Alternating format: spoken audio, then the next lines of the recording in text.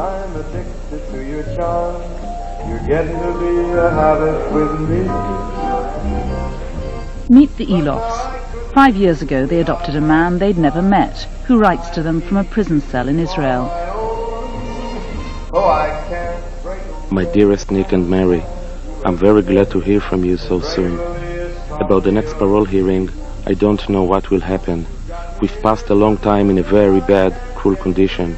We will see what the US is going to do with Iraq, if they'll go to war.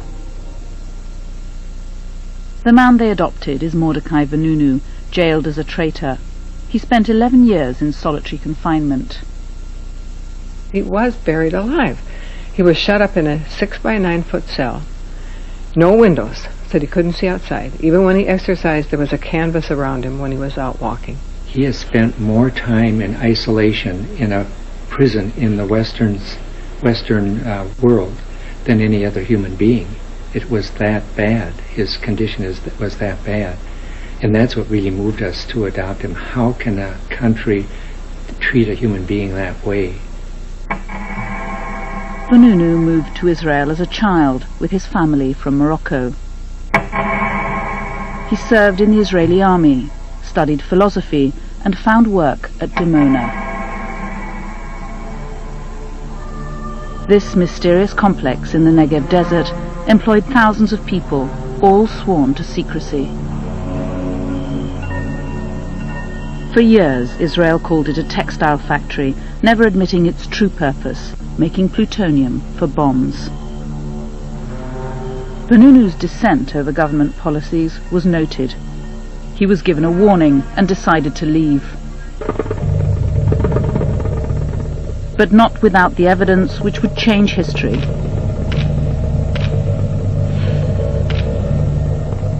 Today, his are still the only photographs ever seen of the inside of Israel's nuclear bomb factory.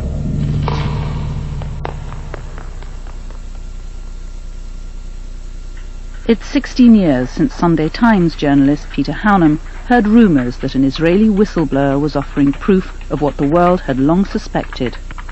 Here was someone who'd said he'd worked right inside the plutonium separation plant helping to fabricate atomic weapons, who had taken photographs of the machinery and who had lots of information about how much material was being processed and so on, and therefore he was potentially going to be able to provide incontrovertible evidence that Israel had a very advanced program. Haunem flew to meet Vanunu, who is now a Christian living in Australia. He was brought to England. He was hidden in a country hotel and smuggled into the paper's offices in the boot of a car while they checked his story. But Israeli intelligence agents, caught here on Wapping's security cameras, were onto him. They were waiting to strike.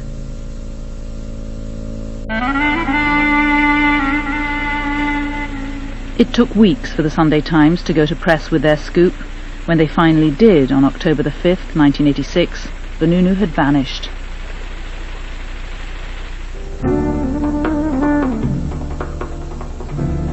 He'd met an American woman in Leicester Square who seemed to like him. He was vulnerable and afraid. When she suggested he'd be safer with her in Rome, he fell for it. It was a classic honey trap.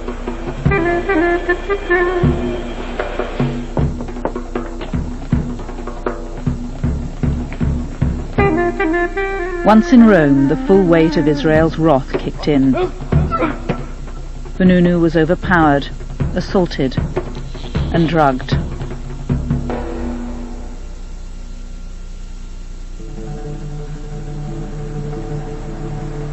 He'd been kidnapped and smuggled back to Israel by boat, unconscious.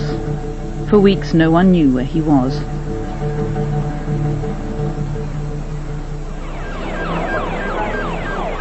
Eventually the Israelis brought Vanunu to court for a secret trial. They now admitted they had him, but still no one knew how he'd got there.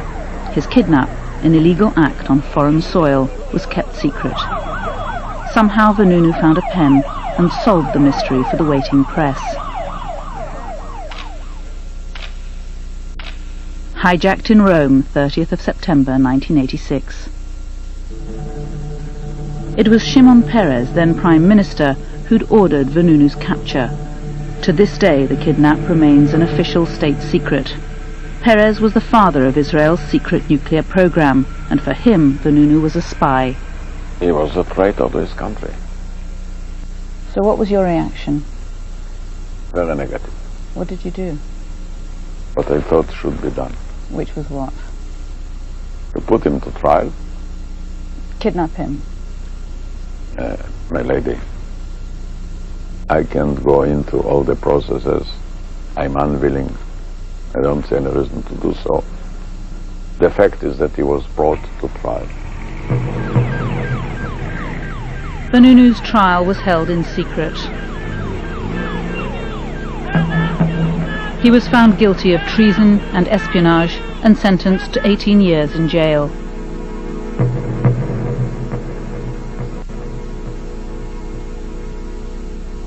Vanunu was treated this way out of revenge, out of a way to deter others, and because actually he's the person who broke the taboo of the secrecy in the Israel society, a very strong and influencing taboo in a very closed society, more like a tribe. Mordechai Vanunu started his sentence on the 27th of March 1988. Few tears were shed. For most Israelis he was more than a traitor. He'd rejected Judaism. His parents declared him dead, and the world forgot about Israel's nuclear whistleblower. But the truth was out. Vanunu told the world that Israel had developed between 100 and 200 atomic bombs and had gone on to develop neutron bombs and thermonuclear weapons, enough to destroy the entire Middle East, and nobody has done anything about it since.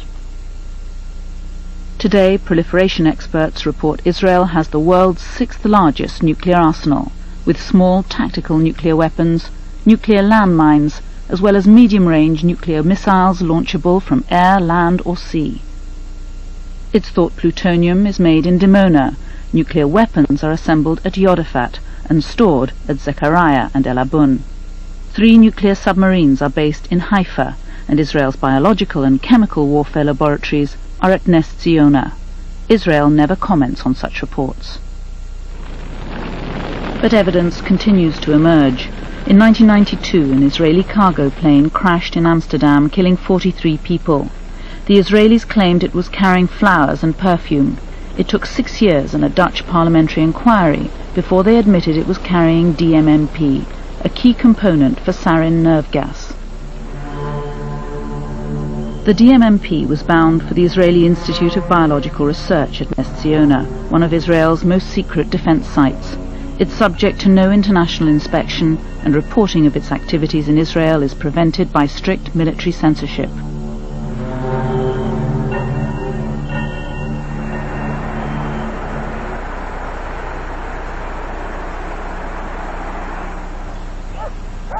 As war has loomed closer, small signs of dissent have appeared on the suburban streets of Middle America. Nick and Mary Eloff have been peace campaigners since the Vietnam War and the draft. The definition of a conscientious objector is someone who sincerely objects to participation in all forms of war. There are 2 words that are extremely important in that definition: sincere and all. Fear that the draft may return has led a new generation to the local church hall to hear how, if they're called up to fight, they can claim their right to say no. For the Eloffs, Mordechai Vanunu is the ultimate conscientious objector. When they first visited him in 1997, it was his 11th year in solitary confinement. And we waited, and they brought him in, and he looked like an old man. I didn't anticipate that. And he came up to us, and he put his fingers through the bars, through the cage, because it was a steel cage. And we were crying. We felt so awful to see him like this. Vanunu writes regularly. It's the only communication he's allowed with the outside world. But his letters take months to arrive, and they're always censored.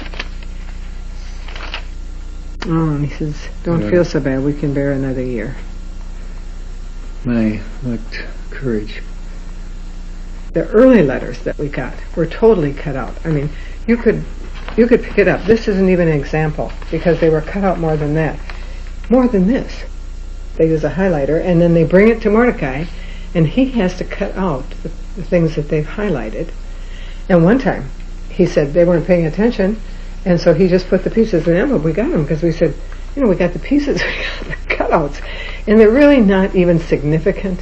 I think it's control, total control.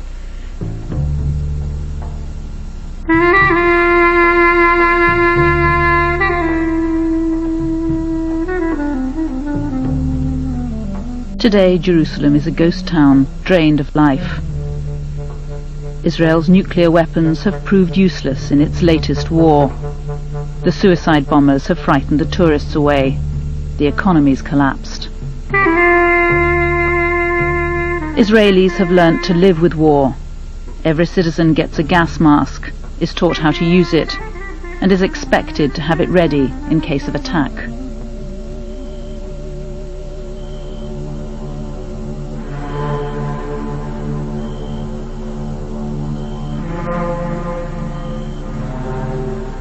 Nuclear weapons are seen as a justifiable deterrent by most Israelis who feel besieged by enemies.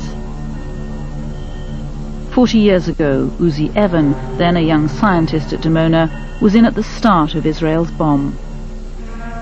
We were a very small country. We were surrounded by much, much larger, more populous states on borders that are almost impossible to defend.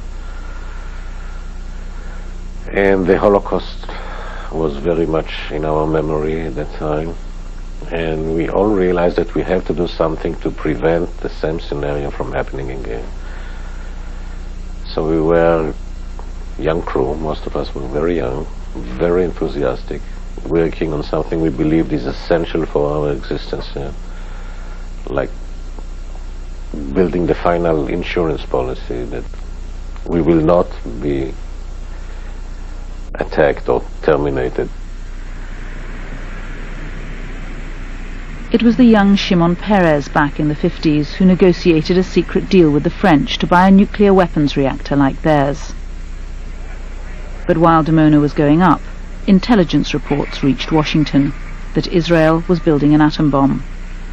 Despite claims that Dimona was for peaceful purposes only, Israel's leader Ben-Gurion was summoned to Washington. President Kennedy feared an arms race in the Middle East and demanded inspections. But when inspectors finally entered the plant in May 1961, they were tricked. They were shown a fake control room on the ground floor. They were unaware of the 6 floors below where the plutonium was made. Well, this was something of great pride and almost a legendary story in Dimona, according to Vanunu. When the Americans came, they were completely hoodwinked. All the entrances, including the lift shafts, were bricked up and plastered over, so it was impossible for anyone to find their way down to the lower floors. After Kennedy's assassination, the pressure on Israel was off. His successor, Lyndon Johnson, turned a blind eye. Then, in 1969, Israel's Golda Meir and Richard Nixon struck a deal renewed by every president to this day. Israel's nuclear program could continue as long as it was never made public. It's called nuclear ambiguity.